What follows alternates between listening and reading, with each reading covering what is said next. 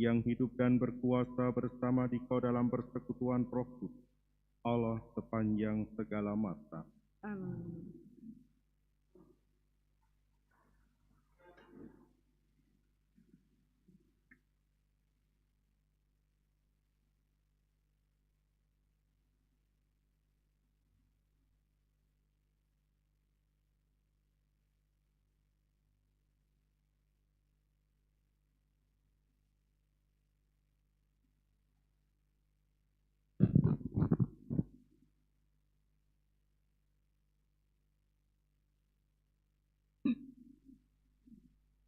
Pembacaan dari Kisah Para Rasul. Dalam perjalanannya, Paulus dan kawan-kawannya meninggalkan Pafos dan berlayar ke Perga di Pamfilia.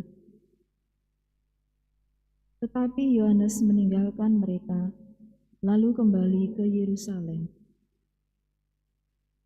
Dari Perga, Paulus dan kawan-kawannya melanjutkan perjalanan mereka, lalu tiba di Antiokhia di Pisidia. Pada hari Sabat, mereka pergi ke rumah ibadat, lalu duduk di situ. Setelah selesai pembacaan dari hukum Taurat dan kitab nabi-nabi, pejabat-pejabat rumah ibadat bertanya kepada mereka, "Saudara-saudara, jikalau saudara ada pesan untuk membangun dan menghibur umat ini, silahkan." Maka bangkitlah Paulus. Dia memberi isyarat dengan tangannya, lalu berkata, "Hai orang-orang Israel, dan kamu yang takut akan Allah, dengarkanlah. Allah umat Israel telah memilih nenek moyang kita dan membuat umat itu menjadi besar. Ketika mereka tinggal di Mesir sebagai orang asing, dengan tangannya yang perkasa, Ia telah memimpin mereka keluar dari negeri itu.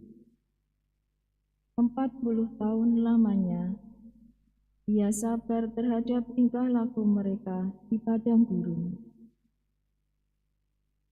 Dan setelah membinasakan 7 bangsa di tanah Kanaan, Ia membagi-bagikan tanah itu kepada mereka untuk menjadi warisan mereka selama kira-kira 450 tahun.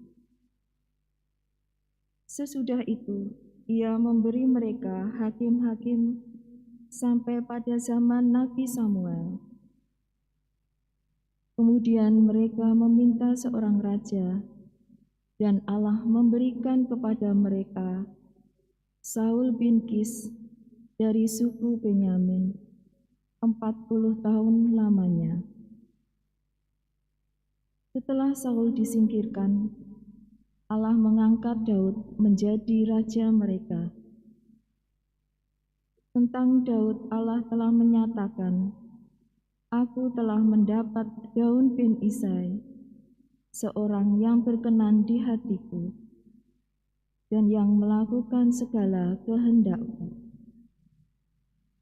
Dan dari keturunannya lah, sesuai dengan yang telah dijanjikannya, Allah telah membangkitkan juru selamat bagi orang Israel, yaitu Yesus.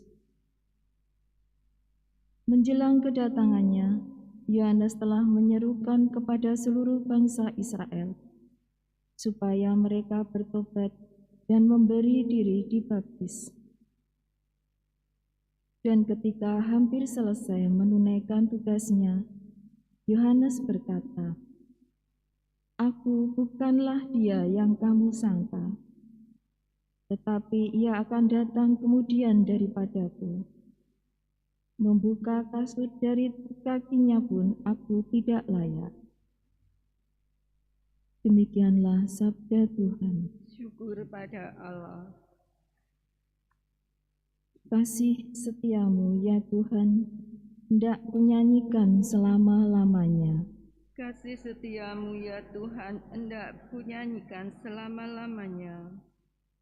Aku hendak menyanyikan kasih setia Tuhan selama-lamanya, hendak menuturkan kesetiaan-Mu turun-temurun.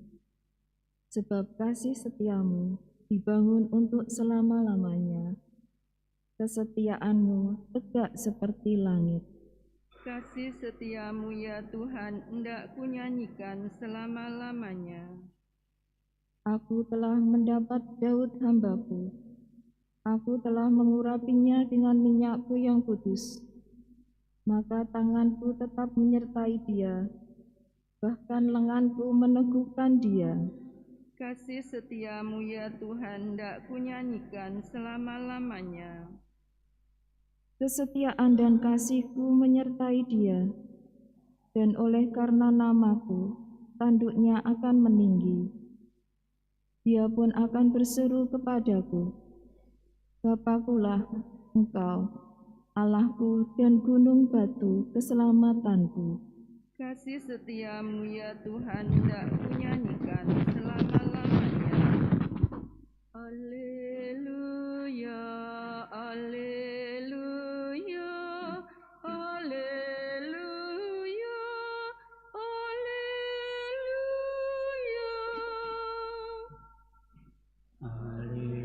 Alleluia, alleluia, alleluia, alleluia. Ya Yesus Kristus, Engkaulah saksi yang setia, yang pertama bangkit dari antara orang mati.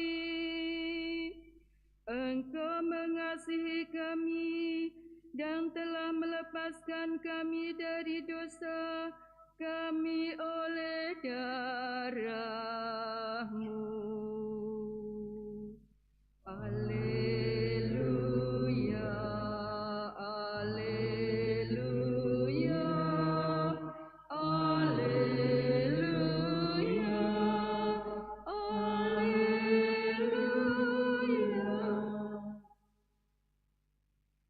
Tuhan bersamamu. Dan bersama rohmu, Inilah Injil suci menurut Santo Yohanes. dimuliakanlah Tuhan. Dalam perjamuan malam terakhir, Yesus membasuh kaki para murid-Nya. Sesudah itu ia berkata, Aku berkata kepadamu, sesungguhnya seorang hamba tidaklah lebih tinggi daripada tuannya, atau seorang utusan daripada dia yang mengutusnya. Jikalau kamu tahu semua ini, maka berbahagialah kamu jika kamu melakukannya. Bukan tentang kamu semua aku berkata, aku tahu siapa yang telah kupilih, tetapi haruslah genap nas ini. Orang yang makan rotiku telah mengangkat tumitnya terhadap aku. Aku mengatakannya kepadamu sekarang sebelum hal itu terjadi, supaya jika hal itu terjadi, kamu percaya bahwa akulah Dia. Aku berkata kepadamu, sesungguhnya barang siapa menerima orang yang kuutus, ia menerima aku. Dan barang siapa menerima aku, ia menerima Dia yang mengutus aku. Demikianlah sabda Tuhan. Terpujilah Kristus.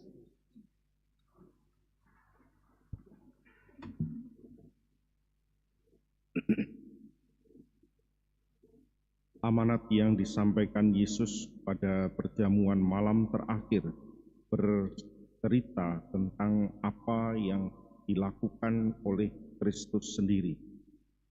Kita tahu, kita mengerti, kita mengenal Yesus sebagai utusan. Dan ketika menjalankan utusannya, menjalankan misi yang diberikan kepadanya, ia mempunyai kuasa, wewenang yang sedemikian besar. Bahkan kemampuannya, kalau kita ukur secara manusiawi, melebihi semuanya. Ketika mengajar, ketika berbuat, bahkan ketika membuat mukjizat, Banyak orang mengakui dia bahwa inilah nabi yang besar.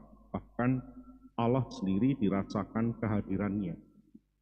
Dengan kuasa, dengan apa yang ada sedemikian besar, kita bisa membayangkan seandainya itu ada di dalam diri kita, apakah yang kemudian kita lakukan? Sebuah pertanyaan sederhana. Tetapi itulah yang dikatakan Yesus dan itu yang ditunjukkannya kepada para muridnya pada perjamuan terakhir. Dan Yesus menegaskan, seorang hamba tidaklah lebih tinggi daripada tuannya. Seorang utusan tidak lebih tinggi daripada dia yang mengutusnya. Sebuah kesadaran diri dan bukan hanya sebagai sebuah kesadaran, tetapi penghayatan yang total. Dan walaupun tahu bahwa apa yang kemudian dijalankannya akan mendapatkan pertentangan, dan Yesus juga mengatakan bahwa salah seorang dari yang dipilihnya akan mengangkat tumitnya terhadap dia, Yesus tetap melakukan apa yang menjadi misinya, karena kesadaran bahwa ia adalah utusan dari Bapanya. Dan inilah yang kemudian mengajak kita untuk merenungkan, sebenarnya ketika kita berbuat, ketika kita bertindak, apakah kita juga menyadari dan bahkan sampai pada penghayatan, siapakah aku? Bukan hanya sekedar siapakah aku di hadapan Tuhan, tetapi juga apakah dengan mengikuti Kristus, yakin dengan apa yang telah kita ungkapkan, kita rayakan, itu juga mampu untuk kita berikan, kita hadirkan di dalam sikap dan perilaku kita, bahkan di hadapan sesama. Siapakah aku di hadapan sesama? Dan Yesus sendiri menegaskan, jika kamu tahu semuanya ini, maka berbahagialah kamu jika kamu melakukannya. Bapak, Ibu, Saudara-saudari yang terkasih dalam Kristus, hari ini kita diajak untuk merenungkan dan kembali kepada kesadaran siapakah diri kita masing-masing. Bukan hanya sekedar siapakah aku di hadapan Tuhan, tetapi juga siapakah aku di hadapan sesama kita. Kesadaran dan penghayatan itulah yang ditunjukkan Yesus dan diungkapkan kepada para muridnya, sehingga ia bahkan membasuh kaki para muridnya, sesuatu hal yang hina yang dilakukan. Tetapi karena cintanya, karena kasihnya kepada Bapa, bahkan hal yang paling hina pun bersedia untuk dilakukan.